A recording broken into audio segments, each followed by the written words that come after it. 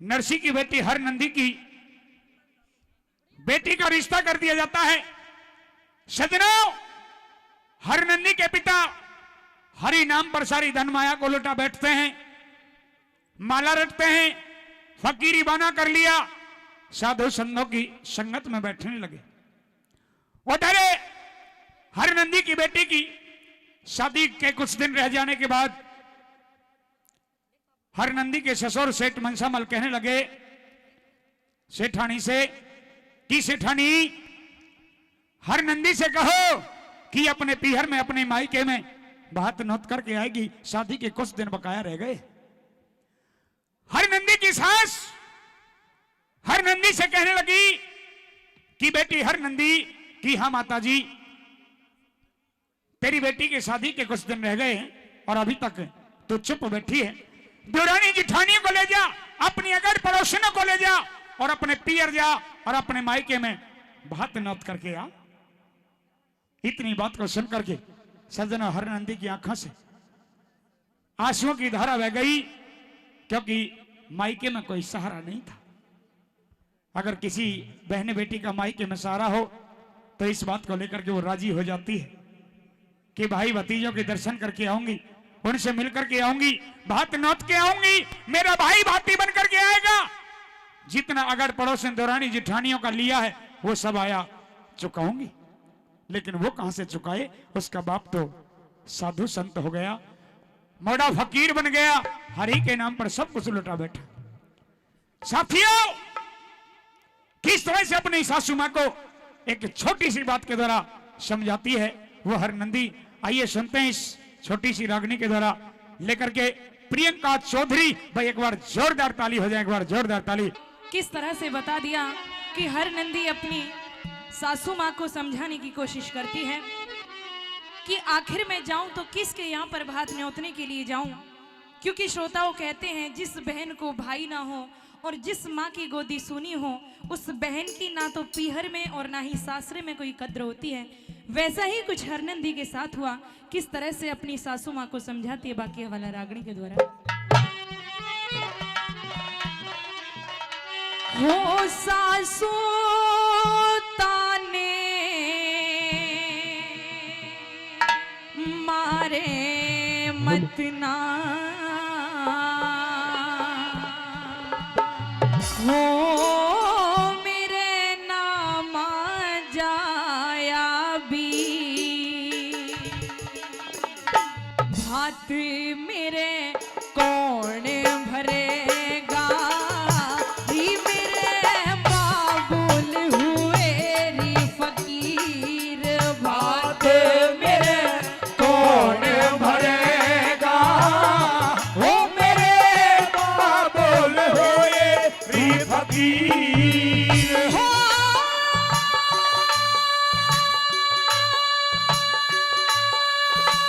सासू ताने मारे मत ना, ये मेरे नाम जाया वीर, भात मेरे कौन भरेगा, हो मेरे बाबुल हुए री फकीर, बात मेरे कौन भरेगा, हो मेरे बाबुल हुए री फकीर।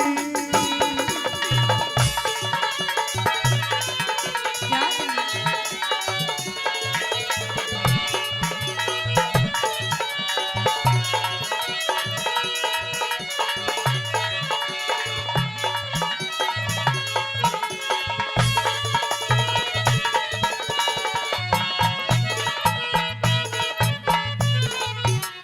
हे गोली से भी ज्यादा हो से हे बोली का असर गात में, हे बोली का असर गात में, हे मिलेरी हुए मन तुरंत फाड़ दे, हे पड़ जाता फर्क बात में, हो पड़े जाता फर्क बात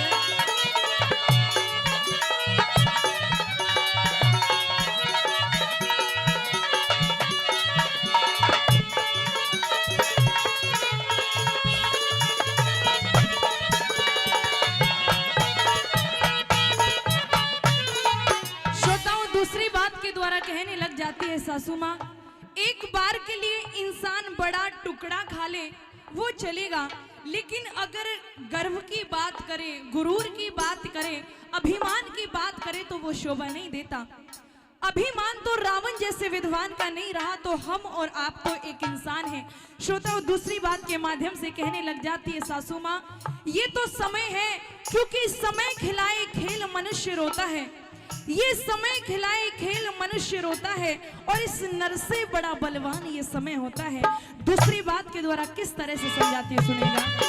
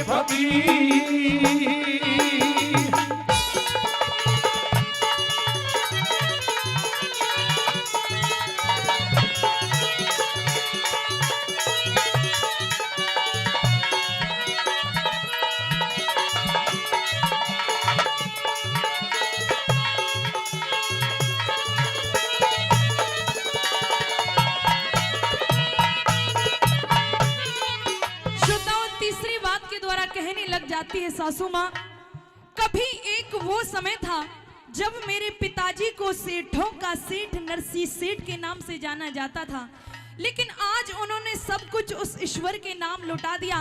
तो आपको मेरा साथ देने की बजाय आप मुझे तरह तरह के ताने देती हैं। श्रोताओं, तीसरी बात के माध्यम से उस कृष्ण प्रभु को याद करने लग जाती है कि हे प्रभु, जिस तरह से द्रौपदी की रक्षा आपने भरी सभा के अंदर की, आज वैसे ही इस हरनंदी की भी लाज आपने रखनी ही पड़ेगी। और तीसरी बात के माध्यम से कहने लगी, ओ मेरे सांवरे भंवर में पड़ी है मेरी नैया, हो मेरे सांवरे भंवर में पड़ी है मेरी नैया।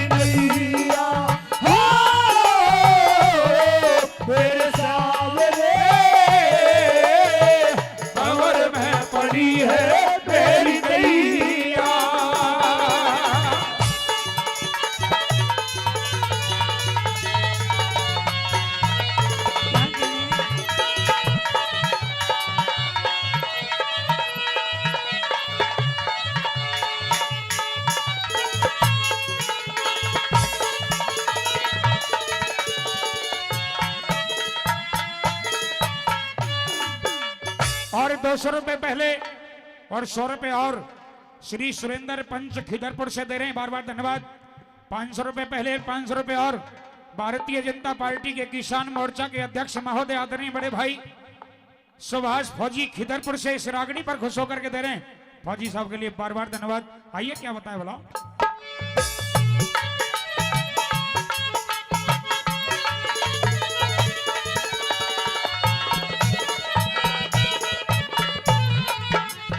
हे बिगड़ी में आज मेरे री बाप की हे तू जात बिगाड़े मत ना हो तू जात बिगाड़े मत ना।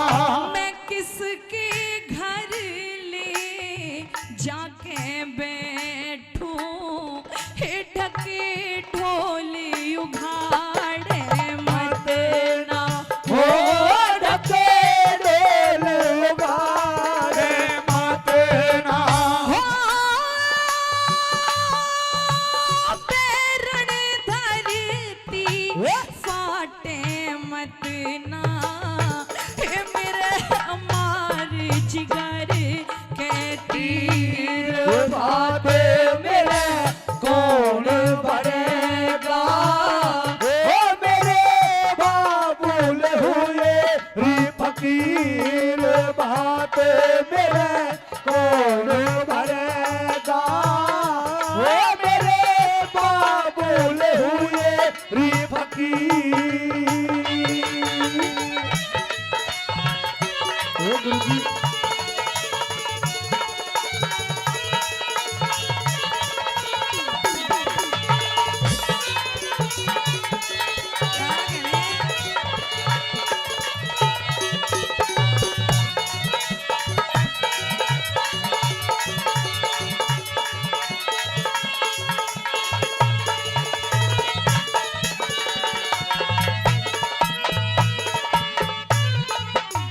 हे कद ठोकर में कद ठोकर में माया बिखरे थी हे बाबुल का वक्त बिगड़ गया ओ बाबुल का वक्त बिगड़ गया।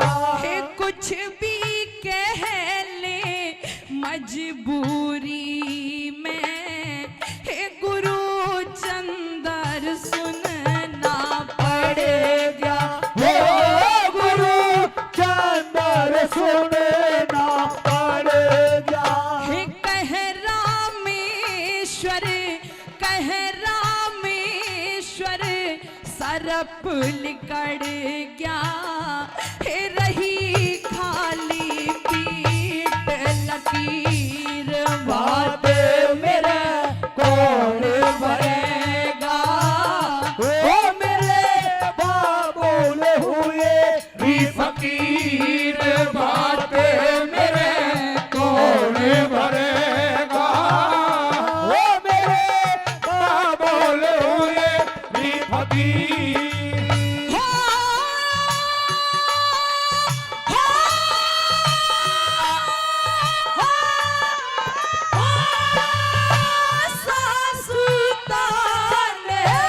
मारे मत ना। ओ मेरे नाम जाया वीर बात मेरे कौन